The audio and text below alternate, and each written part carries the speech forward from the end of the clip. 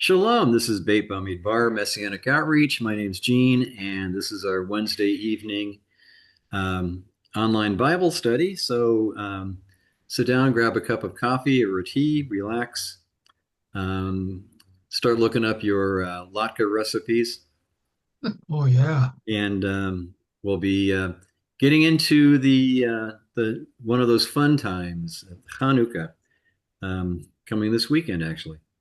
So let me get started. And we'll start with the bulletin.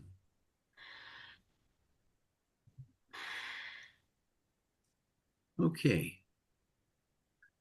Ooh, oops. I like you guys, but I also like to read to the read the bulletin.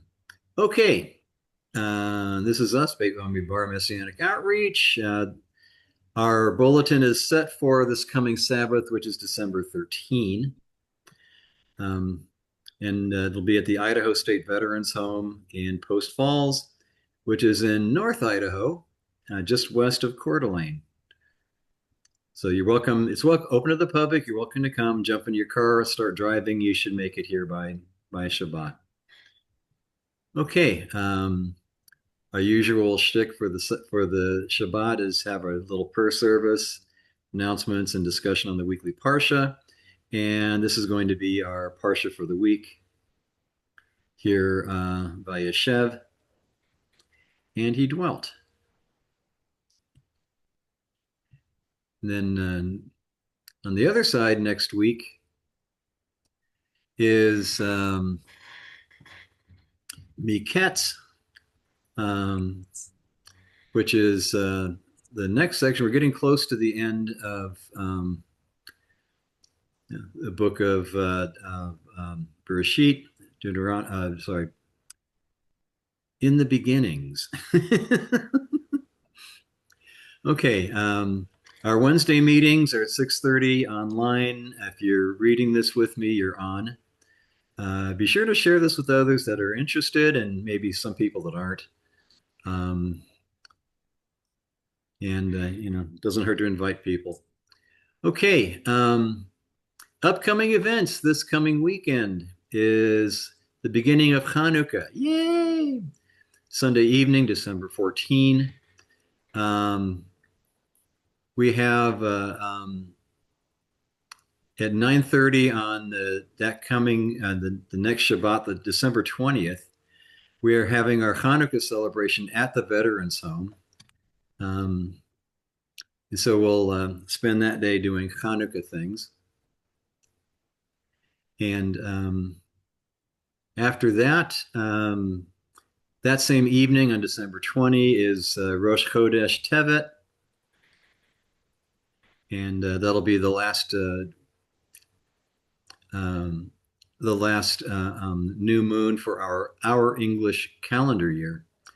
And I keep promising, and I will get it done. I'll have a list of dates for holy days and holidays, and make a second list for days where you need to ask for your day off at work, and I'll publish those. Um, it's kind of sad that usually by now, um, ah, boy, I'm blanking. People that usually do the yearly reading cycle, they haven't done one for this year, and I'm kind of worried that they've closed their doors. So I might be pleasantly surprised, but usually they have the next year's list by now. Anyways, we'll have a new dates and new stuff soon enough, and we'll see that. Okay, any questions, comments, rebukes on our bulletin?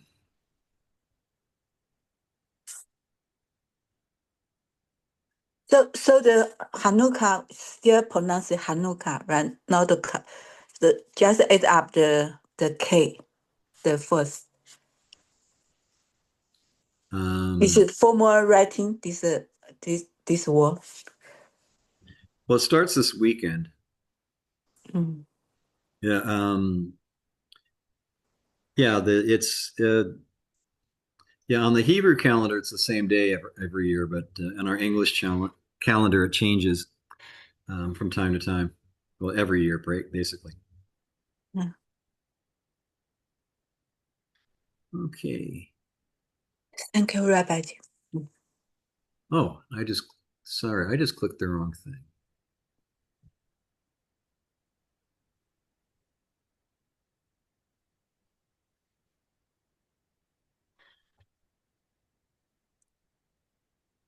That is strange. I thought I had that up.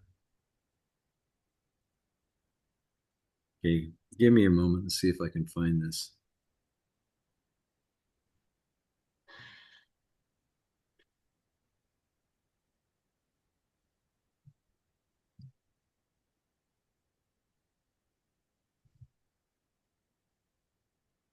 Okay.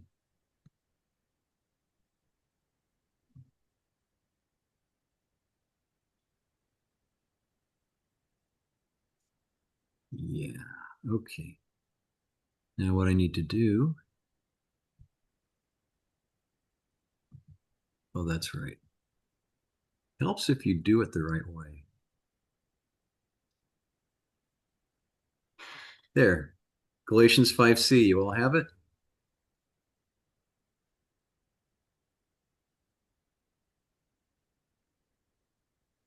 Are you seeing that? Galatians 5c? Yeah. Okay. Yes. All right, thank you. Had me scared there for a minute. Okay. We're going to cover two verses today. There's a lot of stuff going on in just two verses. And so that'll be good. Next week it'll be verse. Never mind. Okay. We're in the middle of Galatians chapter 5. We're almost done with Galatians. Got a little bit more to go. And then we're off to a new topic or new subject. So if you have anything in particular you want to cover, let me know. If there's a book of the Bible you want to look at, um, we can get into that too. So, any topics or any subjects, just let me know and we'll work it out. Okay. So, commentary to start off with uh, on verses 11 and 12. The stumbling block of the cross, faith in the crucified and risen Messiah, can do what man made rituals cannot do, give Jew and Gentile a common hope in the world to come. So that's somebody's commentary on what's being covered here today. Okay, verse 11. And as for me, brothers, if I am still preaching that circumcision is necessary, why am I still being persecuted? If that were the case, my preaching about the execution stake would cause no offense whatever. Okay. Englishman's Greek New Testament says, But I, brethren, if circumcision yet I proclaim, why yet am I persecuted? Then has been then has been done away any offense of the cross. Okay. So if I still preach circumcision, that is, if I still require Gentiles to become Jews and Pharisees to be a part of God's family, that's the argument. And we've covered that over and over again in this book, and that's exactly why this book was written. This letter was written and becomes a book for us to study. If we are, if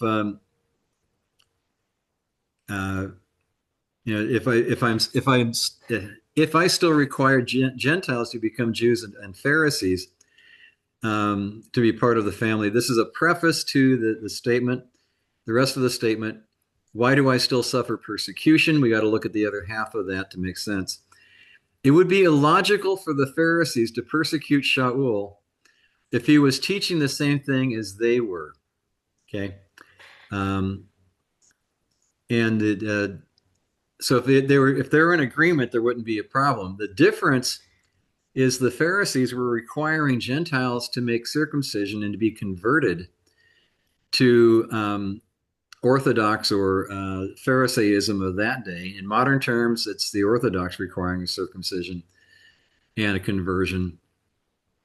And Paul's contention is that we don't need that. If you're a Gentile, you don't need to make a conversion, because in being rescued by Messiah, we already have the relationship with God and with the family of Israel that God intended for us to have.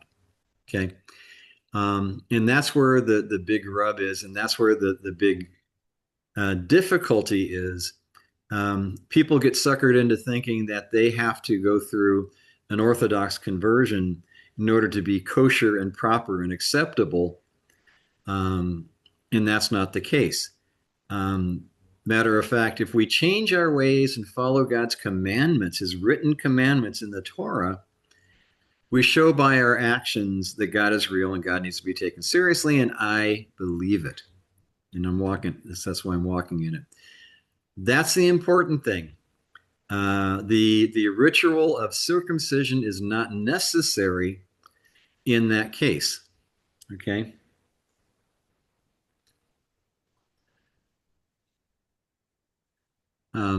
Okay.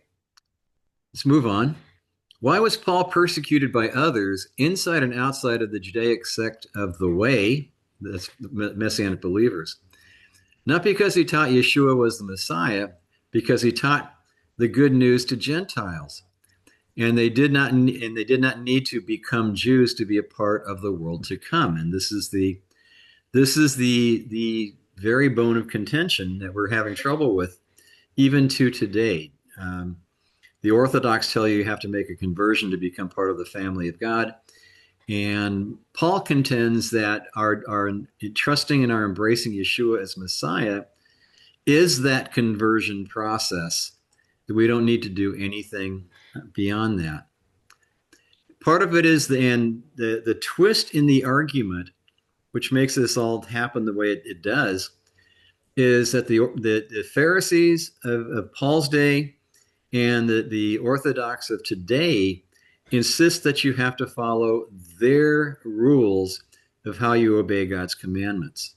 Okay, there are extra added rules, takanot and other religious edicts, saying that you got to you keep the Sabbath, but you got to keep the Sabbath this way and this way and this way and this way. Okay. And all that extra added stuff is the bone of contention that we have to deal with. We don't become we aren't the family because we make the Orthodox conversion, but we are the family because we embrace Yeshua as Messiah. And even though they won't agree with that, nonetheless, that's the reality. Okay.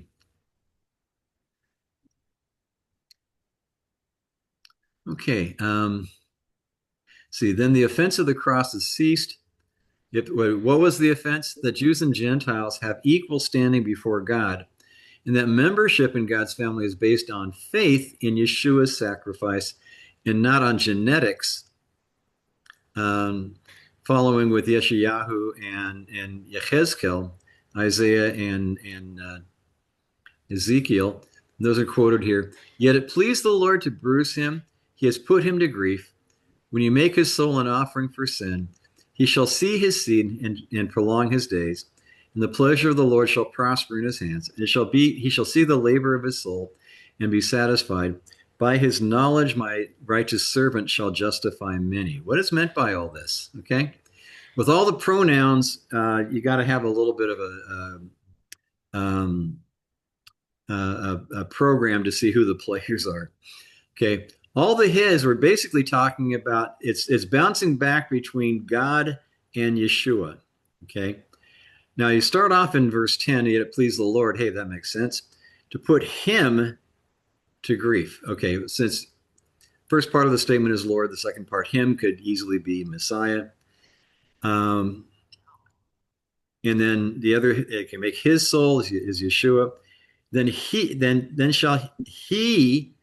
shall see his seed. This is God shall see the results of Yeshua's sacrifice and prolong his days, Yeshua's. And the pleasure of the Lord, okay, that one's easy, shall prosper in his hand, Messiah's hands.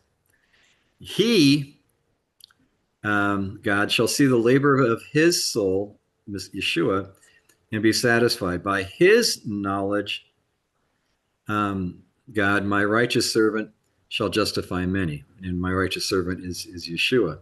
Okay. So you can see if you just take the pronouns, this can be a mess. But if you track, which he belongs to whom, it makes sense. And basically, Yeshua is the game changer. Okay. He's the one who died and resurrected for us, that we can look upon him and say, God, I want that to count for me. And like it says in here, if we say that, God will say, okay, I'll make it count for you. Okay. Don't need to change your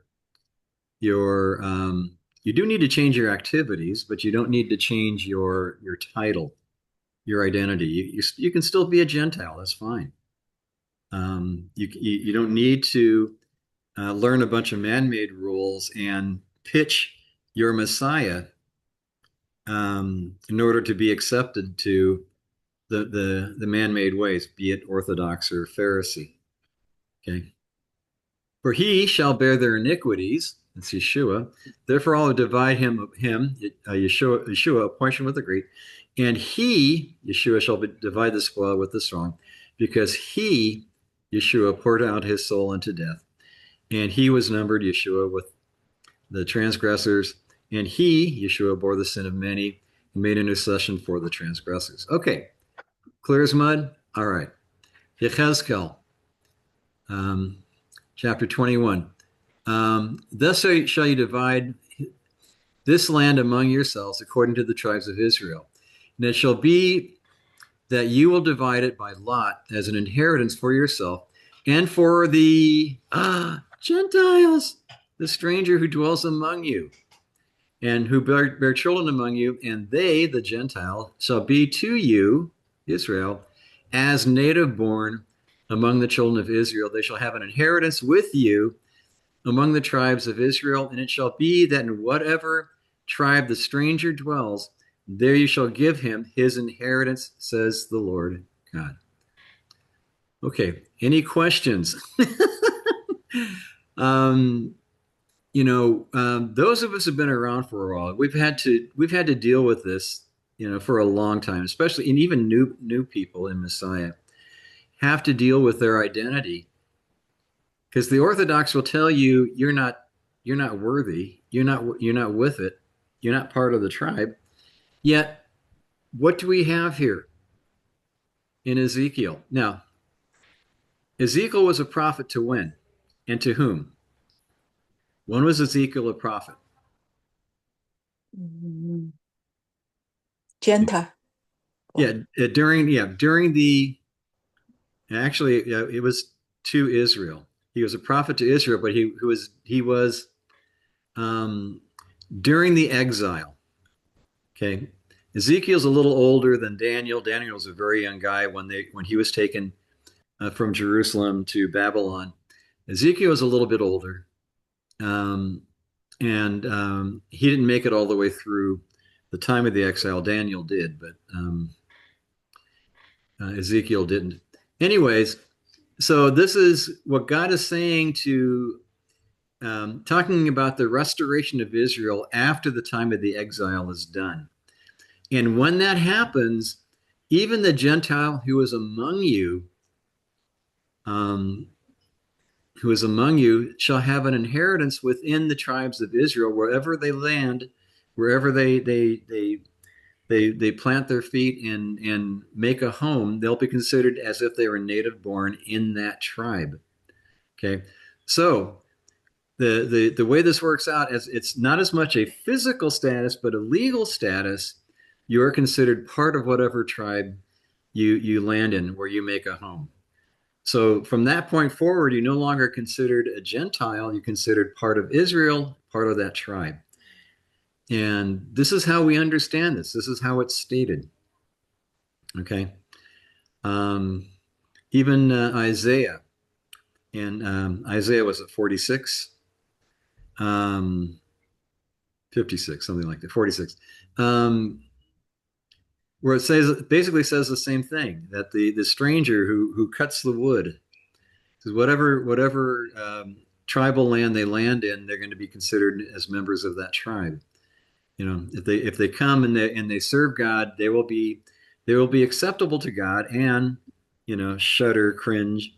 Their offerings will be acceptable in God's temple, in God's tabernacle. Okay, which means that they're accepted by God, even though genetically they are Gentiles. Okay.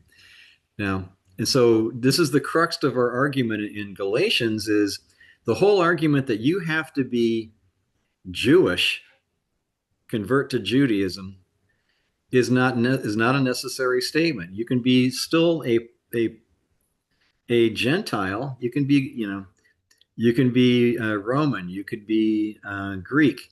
You can be whatever nationality is running around. That's not the important part. But that you love God and you walk in His commandments and you embrace Yeshua as the Messiah. Those are the things you need to do to show that your relationship with God is real. That's the big deal. Okay, you obey the commandments because that's your role as a believer in God. Okay, if you make excuses for not doing them, then are you really a believer?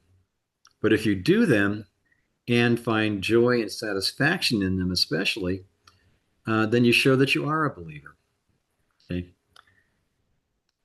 and I know we've been using that same discussion throughout the entire book.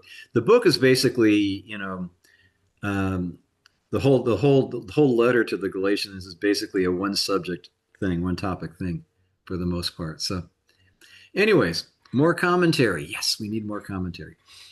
Apparently, there was a group of people, call them the out of touch, whom we have not encountered prior to this verse, who had not kept up to date with what Shaul was actually saying and doing. They claimed he was still preaching that circumcision is necessary for Gentiles who wish to join God's people, as he had before he was saved. The Judaizers misappropriated this false rumor as evidence that Shaul himself approved of their insisting of circumcision of Gentile believers. Okay. Let's go on. He's going to talk about it anyways. Okay. Let's see. Okay. Circumcision. Okay. Lost my place here. Shaul's answer makes an implicit reference to a second hitherto unmentioned group. I will call them the Super Jews. They are zealous for non-Messianic Jewish missionaries. They're jealous non-Messianic Jewish missionaries, the kind Yeshua said would go about over land and sea to make one proselyte, such as in Matthew 23:15. It is interesting that when Shaul wrote, in contrast with now, is proclaiming Yeshua as the crucified Jewish Messiah, would have caused him no difficulties in the Jewish community had he continued preaching that Gentiles who come to faith in Yeshua must then convert to Judaism. That's what's going on with the Orthodox these days. It was not because of this preaching about the execution stake that the Super Jews objected to and persecuted him. By itself, Shaul said, what that would cause no offense, whatever. Rather, it was his claim that Gentiles can join the people of God without getting circumcised. Shaul insisted that trust alone was sufficient, and for this the Super Jews persecuted him.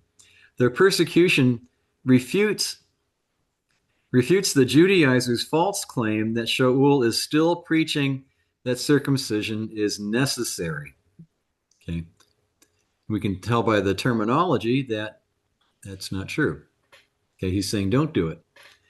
Now, is there a reason why Paul says don't take the circumcision? Okay, and we'll get into that. Well, it's already been stated already, so I'm not disclosing any secrets. The difficulty is that the method for converting that the Pharisees and the Orthodox rely on requires adhering to a whole bunch of man-made rules that are not scripture. They'll tell you it's equal to, and that you're doomed to hell if you don't obey the rabbis, but nowhere in the scripture itself is that ever stated. It's all set up by their own traditions and their own edicts. And it's all the extra stuff that the Pharisees and the rabbis are putting on you is what Paul is objecting to. So the circumcision isn't necessary in that you don't need to become Orthodox, you don't need to become rabbinic, you don't need to become Pharisee in order to be saved. But you do need to be following God's commandments. And so, well, the nuance in the difference in the description is that the circumcision being pressed for by the Orthodox or by the Pharisees is not the biblical circumcision. It's not the biblical circumcision because they are requiring that you do things other than what's in the scripture alone. And that's the difference. The terminology is deceptively the same, but you have to understand it differently than what they're saying if it's going to make sense to you. You know, why would Paul say that you don't need to be circumcised? And you're in big trouble if you do. Well, he said, if you follow their circumcision, you commit yourself to all the rules they give you, not just the biblical ones, but all the takanot, all the rulings and teachings and discussions that they require of you. And that's the big problem. That's the big deal.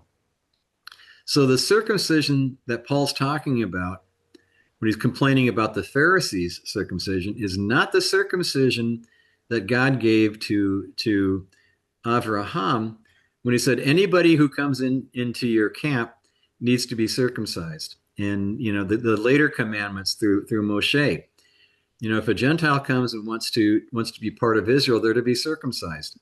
Okay, that's a different circumcision with different rules than what the Pharisees and the Orthodox are talking about. But they use the same terminology on the hopes that you won't catch the difference. So that's what we got to pay attention to. Okay.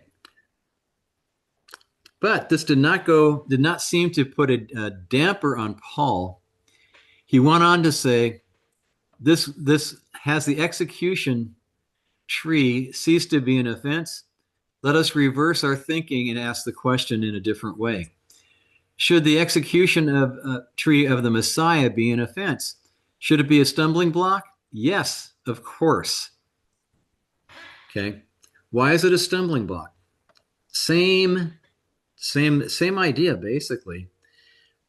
By embracing Yeshua and trusting his death and resurrection counts for my rescue from my sins. It's taking away my requirement to follow the commandments of God in order to get saved. Okay. Now the rabbis will say this differently. The Pharisees will say this a little differently. They'll want to try to say something more like, you know, you do all the commandments the way they tell you to do it because that's what holy people do. That's their argument. It's what holy people do. Well, what holy people do is follow the Torah, not the man-made stuff, but the Torah itself. Okay. Okay.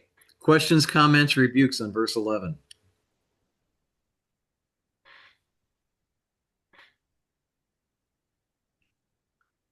Okay, let's move on to verse 12. And I think Paul's showing his frustration a little bit. I wish the people who are bothering you would go the whole way and castrate themselves. Okay.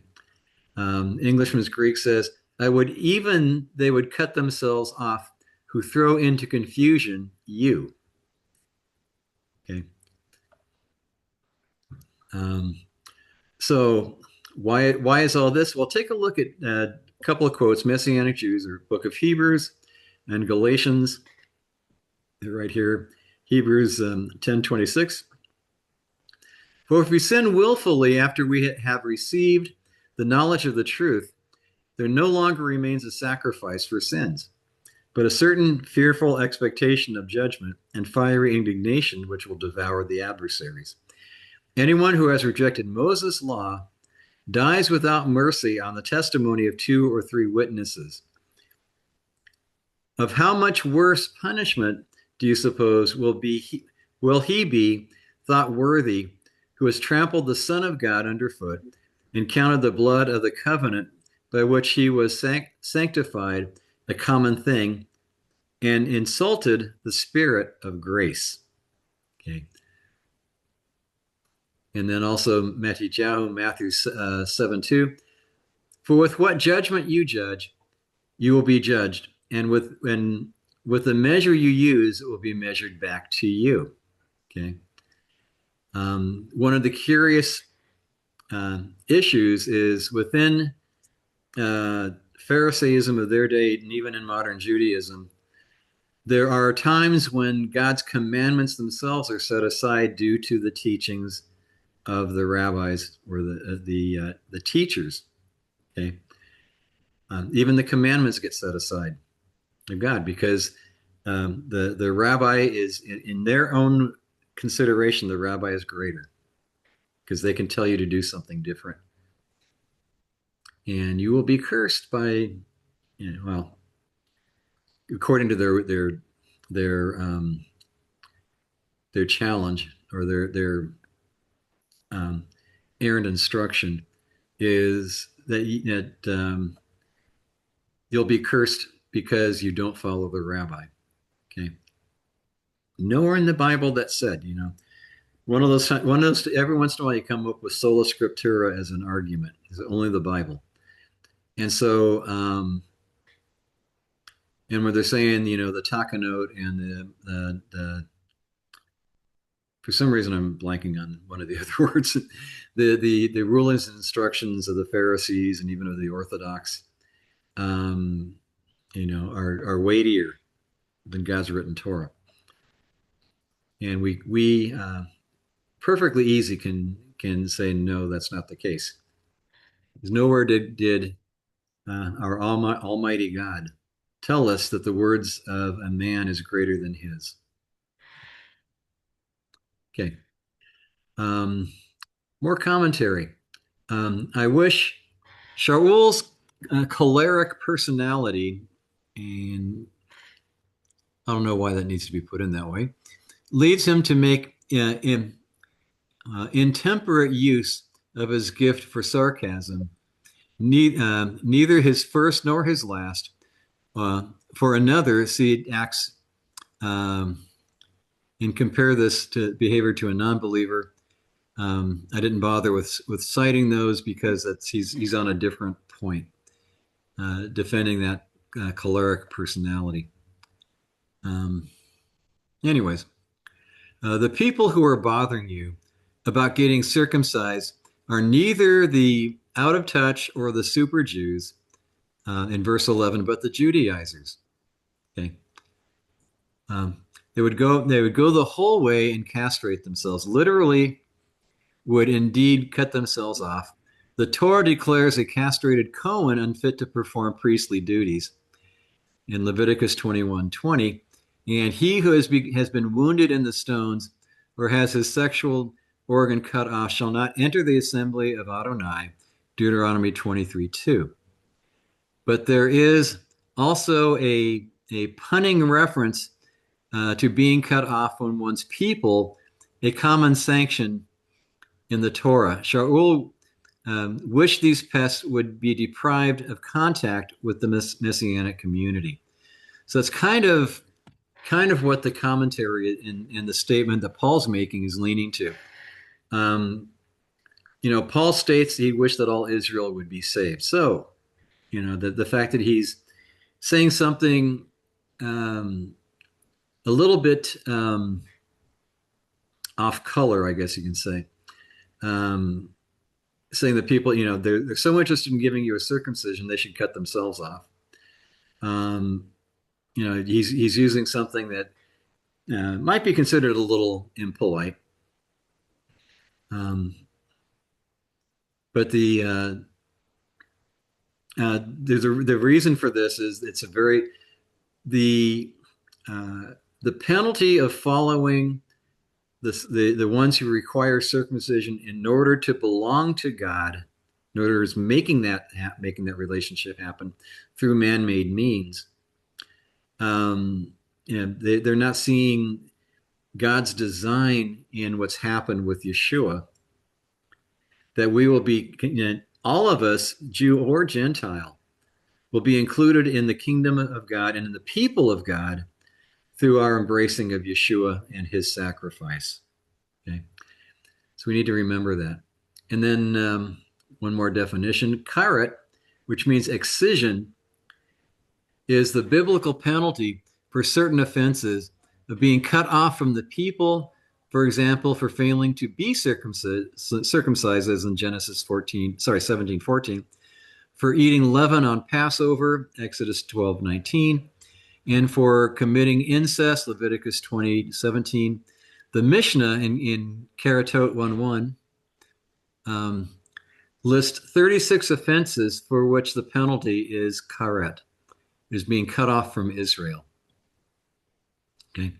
The list includes blasphemy, Numbers 15:30, and transgressing the laws of circumcision, Genesis 17:30. Okay. Thus, the cut themselves off may not be mutilation, but removal from the community of God, which would be the ultimate karet, the ultimate excision. Okay. How is it that you do not understand that I did not speak to you concerning bread, but beware of the leaven of the Pharisees and Sadducees? Then they understood that he did not say to beware of the leaven of bread, but of the teaching of the Pharisees and Sadducees. Some of them were scribes.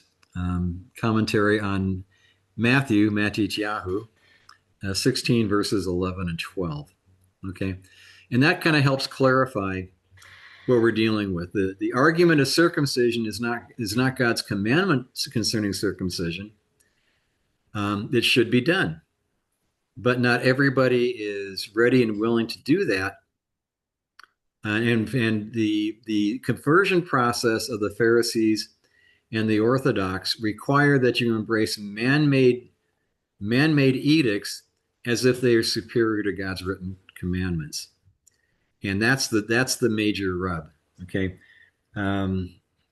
So to add to the discussion, if you're interested in doing a circumcision because you want to belong to God his way, that's okay. But as far as making a conversion to be Pharisee or Orthodox, you have to embrace their man-made rules in order to do that. And that's the circumcision you need to be aware to not do. Okay. Questions, comments, rebukes? I don't know. I have made this morning I met a lady. I think interview by walking, and this lady. When I stay her room, I saw he burned the incense, and she mentioned Jesus. But I saw is how say the table how say the Catholic. I think she belong to Catholic. So according to today's lesson, you say the how say the Orthodox, they want just keep the Israeli tribe, right? Like just focus on the tribe. And how about like this Catholic is like to lift up the Jesus mother, but still to honor Jesus, because this lady believe in Catholic, but she say pray to the Jesus. So I'm saying it's right. How say just something different from the Catholic and the Christian.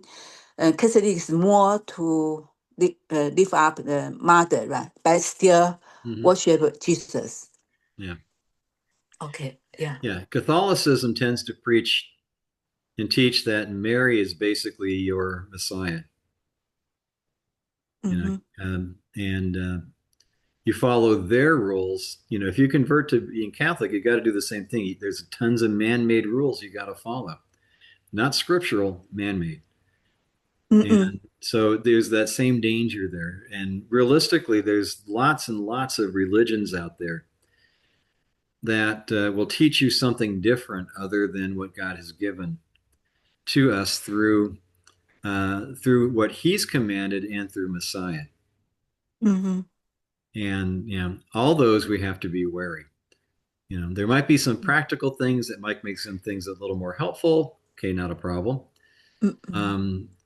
But if they are replacing something God said, and amongst Catholicism, you have Sabbath replaced by Sunday, you know, no minor thing. And so, you know, in order to embrace Catholicism, you have to forsake God's commands to follow their ways. And it's just as dangerous as a conversion to Orthodox or to Pharisaism of Yeshua's day, of Shaul's day. Yeah, eventually, Jesus is invisible, right? Like a God, invisible. But also today, they just have the portrait of Jesus. So it's considered like a portrait, you know, like material worship, like. Yeah. Yeah. Well, Yeshua was visible when he was here, and he's promising to come back and reign in Jerusalem. So we're assuming he's physically going to be here too. And you're going to be able to see a physical Yeshua. That's not a problem. But the difficulty is, you know, and Yeshua said even to you know, be wary if he says, "Behold, he's there. Behold, he's there. He's here. He's there. He's somewhere else." You know, to be wary of that because it's going to be pretty obvious when he's here, when he comes back here, and you're not going to have to rely on someone to tell you secretly that he's really, you know, in some particular place or doing some particular thing. But Rabbi, you still believe if Jesus come back the second time, still the same face, same figure? I'm sorry, it's the same body? A what? Sorry. I mean, if Jesus come back again, Yeah. still the same face or same physical? The same person comes down. Right. Okay. So when he comes back to reign, are you asking if circumcision is going to be followed? No, I'm sorry. Maybe this question is not so formal. Okay, I wonder if Jesus come back still the same physical, the body, you know, the same face and the same Jewish people. Well, yeah. Well, he's going to rule and reign from Jerusalem, so I'm expecting some sort of physical presence, and he will have a face, and we're finally going to realize he doesn't look like the Catholic or the Lutheran Jesus. You know, he's gonna have a different look to it. I'm sure of that. Of course, just Yeah. to embarrass me, you know, maybe he will. Maybe did you know? But the idea, Because yeah, the idea is yeah. there will be a physical Yeshua, and he will have a physical presence, but there's no explanation about what he looks like.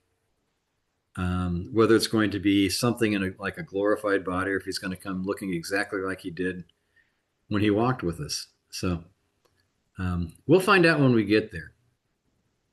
Yeah, but when you know, because I heard many people say bridge Jesus being white people, but eventually not white people, right? You agree? I'm not sure about your question. Sorry. Yeah, I mean, right now because I'm sorry, why people to change the Sabbath day to the Sunday? I mean, like, Oh, yeah. I very much expect he's going to restore things to their biblical activity. So Sabbath will be the thing again, and everybody who insists on worshiping on Sunday, I don't necessarily think worshiping on Sunday will be forbidden, but Sabbath will still be Sabbath, and it will have its importance. You can worship God on any day of the week, but Sabbath is its own special day. Yeah, holy And day. I anticipate that Yeshua is going to enforce that. And I think the people who would insist on a different day for worship are going to probably feel that they're going to be a little bit silly to insist on something different than what Yeshua is pointing to. So that'll get straightened out pretty quick, I'm sure.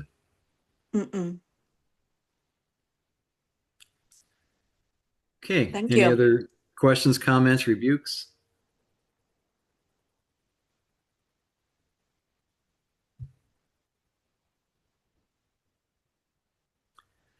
All right.